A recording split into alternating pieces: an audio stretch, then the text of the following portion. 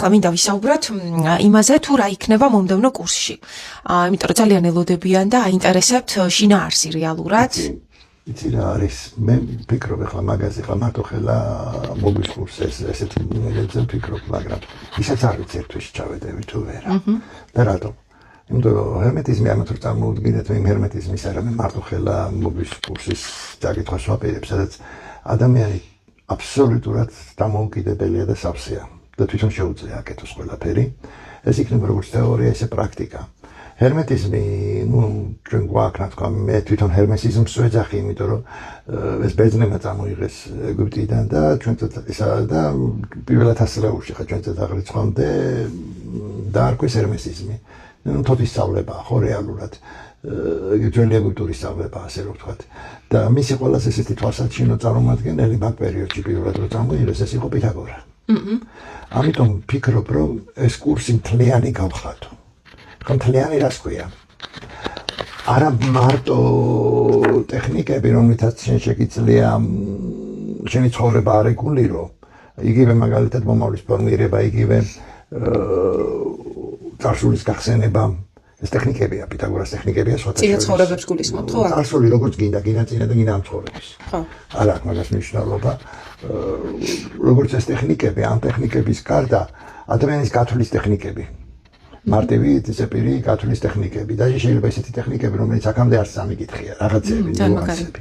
ხო, მაგრამ მაშინ მთელი ეს კურსი ცოტა დიდხანს გაგრძელდება. ხო. იმიტომ გაგრძელდება უფრო დიდხანს მეორე, მესამე თვე, რომ ამაში შედის კაბალისტური პოზიციებიც.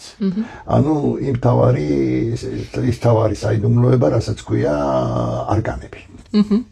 და მისი ზეპირი გამოყენების პოზიციაც, ხო ხდებით?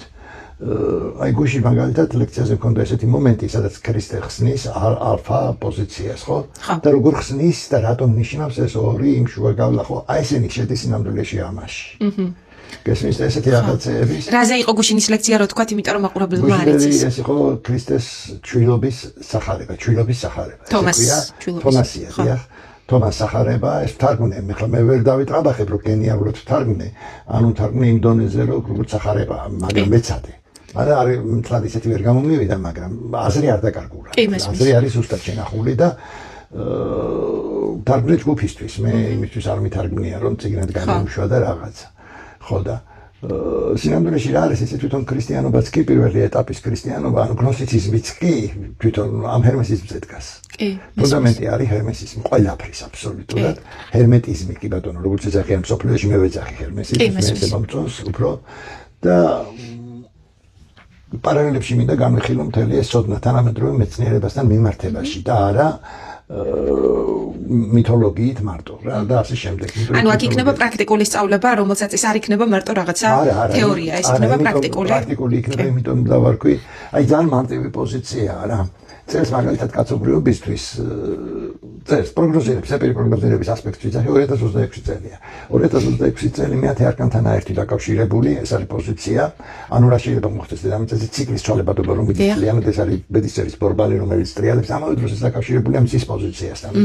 საქართველოსთვის ეს პოზიცია დაკავშირებულია გააჩნია, რომელიც ციფრებით ითვლი, იმიტომ რომ არ ვიცი რამდენად ორივე მართალია, მაგრამ საზოგადოების ორი ნაწილი რეალურად არსებობს. ერთი სატურნის პოზიციასთანაა დაკავშირებული, მეორე დაკავშირებულია მარსის პოზიციას. მოდი ეს რო ცოტა მეტად თვალსაჩინო იყოს ჩაგერთობით თუ შეიძლება რომ აუხსნა მაყურებელს. ანუ საუბარი არის მეგობრებო 2026 წელზე ზოგადად რომელიც ჯამში გვაძლევს 10-იანს, ანუ პლუტონის ენერგია რომელიც ტრანსფორმირდება მზის ენერგიად, საწყის ენერგიად და ამიტომ სხვადასხვა პროგნოზებში ისედაც აქტუალური იყო ის რომ მზის ენერგია უკავშირდება მით უმეტეს ცეცხლოვანი წყლის ენერგია გვაქვს და უკავშირდება აუცილებლად მნიშვნელოვან ძვრებს, აქტიურობას სოფლიოსთვის და თუ გავითვალისწინებთ იმას რომ ამას ემატება კონკრეტულად საქართველოს პოზიცია და კონკრეტულად ასტროლოგიურადაც აი მუნდანულ ასტროლოგიაში გამოთვლა ხდება ხოლმე ნათალური რუკით. ანუ საქართველოს ნათალური რუკა ამ შემთხვევაში ბატონი მალხაზი ფიქრობს, რომ ორი ვარიანტიდან პრინციპში ორივეს განხილვა უნდა მოხდეს, იმიტომ რომ გუნივრული ანალიზი გაკეთდეს თითოეულზე და მე ვნახავთ უკვე შესაბამისობას როგორ რეზონირებს, ხო? ერთი არის 9 აპრილი, ანუ დაბადებად, ამ შემთხვევაში 9 აპრილის ვარიანტს განვიხილავთ, მეორე ვარიანტს 26 მაისს, ხო? ხო და აი აქედან გამომდინარე ნუმეროლოგიურ შესაბამისობაზე საუბრობს ბატონი მალხაზი. ანუ უფრო ასტროლოგია ასტროლოგიურზე პარალელურად რა.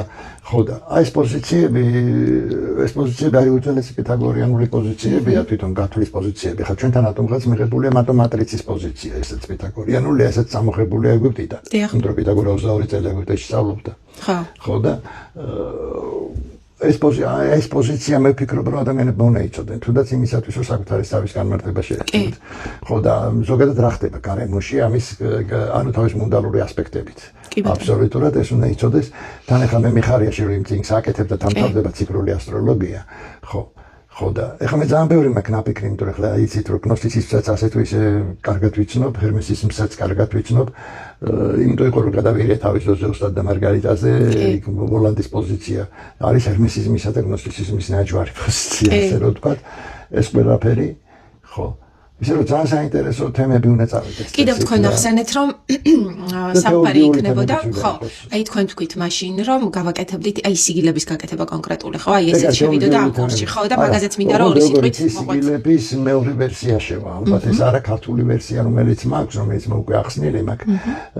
არამედ იგივე თანამედროვე იმაში, როგორ გადმოვა ძველი ეგვიპტური ვერსია და მანდალების და სატურნის სიგილები გაკეთდება ძირითადში და რატო სატურნის? იმიტომ რომ კიდე სატურნის ეპოქაში ცხოვრობთ და თუ გინდა რომ რაიმე ქეშემა სიტყვა ამ შენმა აზრმა ძალა მიიღოს სატურნის პოზიციაში უნდა და ამ ყველაფრის საშუალება გექნება თავის სწავლის შემდეგ უკვე დაამზადოთ კონკრეტულად თქვენი ის თილისმები, რომელიც ალბათ ვისაც გაინტერესებს და ვისაც გაქვთ გარკვეული ისტორიული წყაროები არსებობს, გარკვეული პლანეტარული თილისმების, მაგალითად არსებობს ესეთი სოლომონის პლანეტარული პენტაკლები ეგრეთ წოდებული და ის ზუსტად მაგ პრინციპით ხდებოდა რეალურად ამ სიგილების ანუ ამ ნიშნების შექმნა და ასე ინდივიდუალურად შეგეძლებათ თქვენ შექმნათ თქვენთვის კონკრეტული თილისმები. სხვათა შორის იცი რა არის? ესენი ჩვენთან ახლა რო კითხოთ ქრისტიანობა, კი ბატონო ქრისტიანი ვარ. მე და ვთვლი რომ ქრისტიანია ძალიან დიდი რამეა, უმაღლესი ასპექტია, ანუ ეს არ გძალავთ. მე-7 საუკუნეშია გამოშვებული ქართულ ენაზე. ეტთა და 7-დან ნათობთა, კი. ხო. ეს რო გაგიცანით მაშინ პირველი წიგნი იყო, რომელიც გამიზიარეთ. ხო, 70-იან წლებში გამოვიდა ეს წიგნი სხვათა შორის ოფიციალურად. ისე როგორც გამოვიდა იადიგარ დაუდი, ისე როგორც გამოვიდა კარაბადინის წიგნები, ბევრი კაი რაღაცა გამოდიოდა. მაშინ გამოდიოდა ეს როგორც აი ქართული წერლობის ნიმუშები ძველი. ნუ იადიგარ დაუდი უფრო მედიცინაა. უფრო კულტურული მედიცინაა. ანუ ჩვენ ვიცით აიურვერდა და არ ვიცით იადიგარ დაუდი. ქართველებს ეს ჭირი გჭირს, საკუთარი არ ვიცით არაფერი. ხო, ისე რომ ეს მეთოდიკა, თვითონ ასტროლოგიური მეთოდიკა, ეს უძველესია საქართველოსთვისაც. ეხლა უფრო ძველი არის თუ არა შემონახული ჩვენ არ ვიცით, თუმცა არის საუბარი ბევრი. მაგრამ ეს არის ფაქტი. მე თვითონაც რომ დაკავებული ვიყავი ოკულტური გაგრძელება არის ფაქტიურად ტრადიციული ძველი ასტროლოგიის შესწავლით. ბოლო 7-8 წელია მაგით ვარ დაინტერესებული და ნამდვილად არის. თუნდაც იქ აიურვედაში რაც არის დოშები გვაქვს აბსოლუტურად. კი ბატონო, ის ტემპერამენტი. ნახაზებია დარჩენილი ქვებზე. ასტროლოგიური ნახაზებია დარჩენილი ქვებზე. ზუსტად აი თანამედროვე ოკულტური პრინციპებით, რომელიც მოიცავს ბგერებს, ფერებს და აი ამ ყველაფერს ტემპერამენტებს. ამის შეჯამებით ხდება. როდესაც ასტროლოგიურ რუკებს ადგენდნენ, ისინი ოქტაგრამაში აკეთებდნენ. და დღეს აკეთებენ წრეში. აი ეს არის განსხვავება, მეტი არაფერი. ხო, თორე ეს ნახაზები, ეს ოქტაგრამაში დახაზული ასპექტები ხევსურეთში გატენილია სავსეა. არა მარტო არის გარკვეული სხვაობა, ასე ვთქვათ, თანამედროვე ასტროლოგიასა და ძველ ასტროლოგიას შორის, თუნდაც ტექნიკური თვალსაზრისით, თუნდაც იმ თვალსაზრისით, რომ უფრო მათემატიკურია. იმიტომ რომ დავიწყოთ იქედან, რომ ძველი ასტროლოგები ყველა მათემატიკოსები იყვნენ, ყველა არითმოლოგია იყო მაშინ და კომპოზიტორები იყვნენ, მათემატიკოსები იყვნენ და ასტროლოგები. ანუ სფეროთა მუსიკა ესე ერქვა პითაგორა. პითაგორა. ძალიან აინტერესებს ჰერმესიზმზე, იმიტომ ვამბობ ჰერმესიზმზე. მენდელევმა ვინ იყო მენდელევი? მენდელევი მუსიკოსი იყო, კომპოზიტორი იყო, მენდელევი არ იყო ქიმიკოსი და გატაცებული იყო პითაგორას სფეროთა მუსიკით. და იქიდან მივიდა იმამდე ამდეთ სადამდეც მივიდა ქიმია. კი და ძალიან საინტერესო იყო, არ მახსოვს თქვენ მოყევით მე მგონი, რომ პირველი ელემენტი იყო ეთერი და ამიტომ ეს პირველი ნულოვანი ელემენტი რომ არ არსებობდა, აი თითქოს შეუცნობელი გახდა და როგორც კი ის ნულოვანი ელემენტი დაჯდა თავის ადგილზე, უკვე ყველაფერი თითქოს თავის ადგილას დაარსდა. კი. მე ხდება ყველაფერი გასაგები, მთელი ქიმია ხდება გასაგები ფანტასტიკურ დონეზე. ქიმია დაზეპირების დონეზე კი არა, ქიმია აზრის დონეზე, როგორ შეიძლება და მე გასაგები ალქიმიაც ხდება, იმიტომ რომ ერთი ელემენტი როგორ შეიძლება შეგრძნება შეიცვალოს მეორე ელემენტით პრაქტიკულად ახსნილია მენდელევის პერიოდულ სისტემაში. მაგიტომაც იყო რომ ძველად მაგალითად როცა ისწავლებოდა ასტროლოგია, თვლიდნენ რომ ექიმა აუცილებლად უნდა იცოდეს, ხო და მე ძალიან მიყვარს ხოლმე. არც მიყვარს პრინციპში თანამედროვე მედიცინის და ექიმების, როდესაც ეცინებათ ხოლმე ამ საკითხზე. კი. მოდი, მედიცინა ვინ შექმნა, იმას მივაქციოთ ყურადღება. ალქიმიკოსი იყო ავიცინა. ალქიმიკოსი იყო იბსინა, ხო? ალქიმიკოსი იყო კარლ დიდი. ალქიმიკოსი იყო მე-13 საუკუნეა უფრო გვიან პარაცელსი მით უმეტეს, რომელმაც დაწვა თავისი მასწავლებლების ნაშრომები და იყო რევოლუციონერი ფაქტიურად პირდაპირ იძახდა ასტროლოგიასთან კავშირს ალქიმიკოსი. კი ბატონო, სიგნატურების სიმბოლოები მაგან შემოიტანა. ასტროლოგია რომელიც ოკულტიზმში გამოიყენებოდა იყო ციფრული. კი. ხო, მაგრამ ასტროლოგიის გარეშე ალქიმიაში ვერაფერს ვერ გააკეთა. კი. ალქიმიკოსი იყო ნიუტონი. დიახ. არც იცოდა რომ ფიზიკოსი იყო ისე მოკვდა ბოლო-ბოლო. კაცი. ხო, ეს იყო უმაღლესი რანგის ასტროლოგია ჩვენ ცოტა სხვანაირად გვესმის, იმიტომ დღეს ასტროლოგია რა არის, იცი? აი თქვენ ხვალ იმის და პროგნოზები ვერც რაელის კუროს რაელის კი მესმის. ასტროლოგია პირველად გაკეთდა არა იმისათვის რომ ადამიანის შეფასება გაკეთებოდა, ალქიმიის გულისა გაკეთდა. იმიტომ რომ ლითონთა ეს რა ტრანსმუტაცია გაკეთებული იყო ტრანსმუტაცია სიტყვას ალქიმიიდან მოდის. პირველად მაგათ გამოიყენეს და ამავე დროს არ ამატა ცნობიერების ტრანსმუტაციის გული. ამათ მანდამაინც გონიათ რომ ოქროს რომ მიიღებენ ეს არის ალქიმია, ეს არ არის ალქიმია ხალხო. ოქროს მიღება დიდი პრობლემა არ არის და სახელმწიფოსაც შეუძლია რამდენიც უნდა მიიღოს, იმიტომ რომ ამისთვის ტექნოლოგიის დამზადება მარტო საჭირო. არა. აბი იმას რა ქვია, სენ-ჟერმენს აქ ციგნი. ალქიმია ლუბვი, სიყვარულის ალქიმია. ხედავთ სხვა ფსიქოლოგიური ასპექტი აბსოლუტურად და ტრანსცენდენტალურ იმისი ფსიქოლოგიის საფუძვლებში ცდებს ალქიმია. კი. რამდენიც არ უნდა იხდუნა. კი, რა თქმა უნდა. ადამიანის შეფასება რო ხდება ტრანსცენდენტულით, ისე არ ხდება. კი, ფსიქოლოგია სხვა შორის აი თანამედროვე ფსიქოლოგია ხარ, როდესაც არსებობს ქვაცნობიერი, როდესაც არსებობს არაცნობიერი, მაგ დროს არსებობდა ძველ კულტურ წყაროებამდე, ანუ ძველ ამ ასტროლოგიას მიუბრუნდები ისევ არსებობდა სქოლასტიკური ფსიქოლოგია, რომელშიც საერთოდ წარმოდგენა არ ჰქონდათ ქვაცნობიერზე და არაცნობიერზე, თუმცა ზუსტად იგივე თეორიებია გაუცებული ვარ მე. უბრალოდ იყენებდნენ იმ პრინციპებს, ალქიმიის ოკულტურ პრინციპებს და ასტროლოგიას. პრინციპიაშია. ხო, აზრი ქმნის ფორმას. დიახ. იმით შენი სახე, იმიტომ ესეთი რომ შენ ეს ამას სატარებ. შენი სხეული, იმიტომ ესეთი რომ შენ ამას სატარებ. არსებობდა ძველ ეგვიპტეში ფიზიოგნომიკა. არის შემორჩენილი გეომეტრის ცხოველების პრინციპით ხდებოდა ადამიანის შეფასება. აი ადამიანი გავს არწივს, ადამიანი. ტოტემური მერე რაც უკვე გახდა ტოტემური. ხო, ეს მაშინ ესე ხდებოდა. ის მე-18 საუკუნიდან წამოვიდა კრიმინალისტიკაში დაიწყეს გამოყენება ხიროგნომიკის ფიზიოგნომიკის. რომელ საუკუნეში? მე-18. ხიროგნომიკის ფიზიოგნომიკის რომ მოხსნეს ეს ვარიანტი. ანუ ეს ცხოველებთან და ფრინველებთან შედარების ვარიანტი მოხსნეს.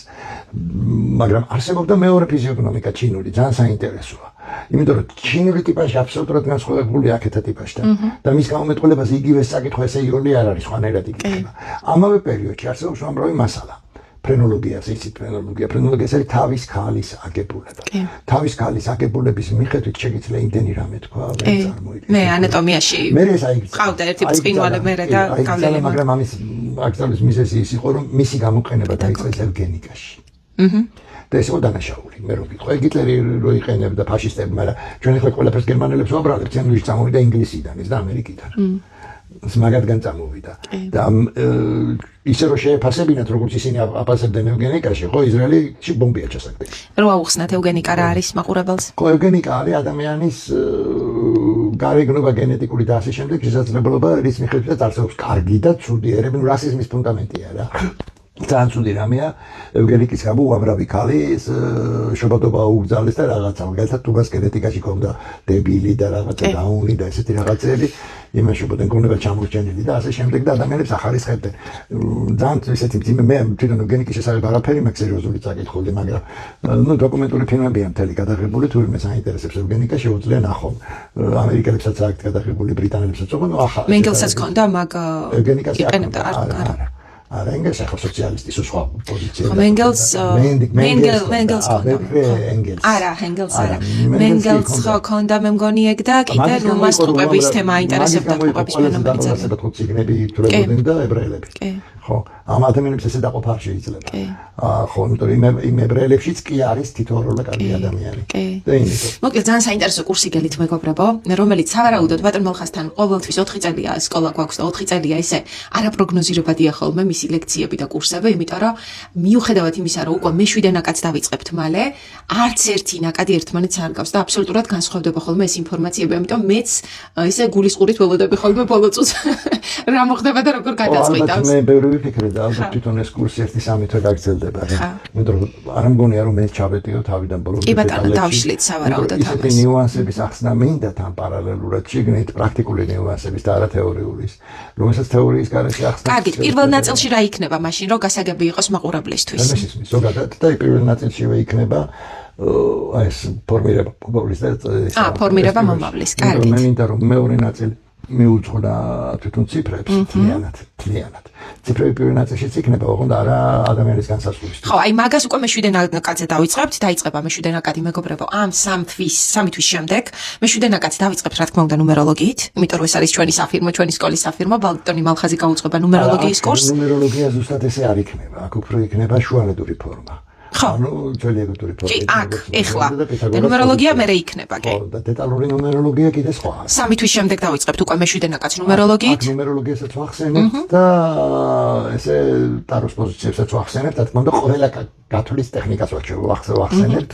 რატო იცი, პარალელური შედარებებისთვის, იმისაც რომ გაიგო როგორ ვითარდებოდა კაცობრიობა, მარტო ჰერმესისტული საკმარისი არ არის. მას უნდა შეადარო პრემანანდას პოზიცია, მას უნდა შეადარო ჩინური პოზიცია, მას უნდა შეადარო ევროპული პოზიცია, ზემოთ და ასე შემდეგ და აი ამ პოზიციაში ანუ პითაგორას პოზიცია და ასე შემდეგ, ავესტას პოზიცია და ასე შემდეგ და ეს ყველაფერი ერთად იქნება ანალიზისთვის, ციფრების გაგებისთვის, იმიტომ რომ თავარი თეორია იქ არის დეკარტისა და მონადის თეორია. ახლა რა არის დეკარტი? ხო, ეს არის ღმერთი რო ერთია იმის თეორია პრაქტიკულად და შეწარმოიდგინეთ ჯერ სად იყო იუდეიზმიც არ არსებობდა, როცა ღმერთი ერთია უკვე იცოდნენ. და ბოლოს რო შევაჯამოთ, ხო, როგორც თქვით, ამ კურსის მერე დაიწყება მე-7 ნაკადი და ამაზე მერე ცალკე დავდებთ პოს. ეხლა მინდა რითიც დავიწყეთ, რომ დავასრულოთ, აი საქართველოსთვის ორი ვარიანტი, ძალიან მოკლედ რო განვიხილოთ. რა დრო გვეყავს? იცი ერთი ვარიანტი. ანუ მე მგონი 9 აპრილის ვარიანტი, ზუსტად არ მახსოვს რომელი ვარიანტი. არის მარსზე დამდგარი. და მეორე ვარიანტი არის ატომზე დამდგარი. ერთი ვერსია უკეთესია ვიდრე მეორე ვერსია რა თქმა უნდა. ერთი ვერსიით ჩვენ ამ ციკლს ვამთავრებთ ეხლამდელი დაძაბულობა, რაც ეხლა არის საქართველოში, მუდმივად რომ უნდათ რომ როგორმე ჩაგვიტრიონ ალბომში ეს პერიოდი უნდა დამთავრდეს.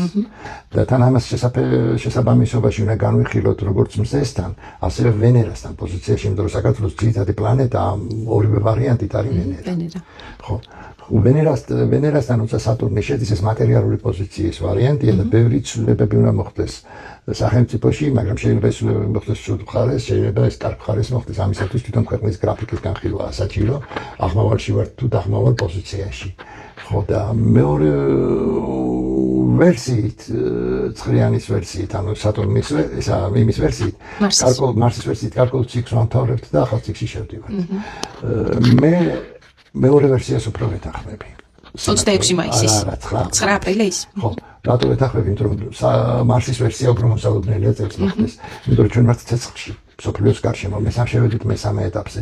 ერთიანი მზე და ერთიანის რო ნიშნავს, ეს ნიშნავს გარკვეულ ახალ ეტაპზე შესვლას. ეს არ ნიშნავს იმას, რომ მართლაც ესე მოხდა.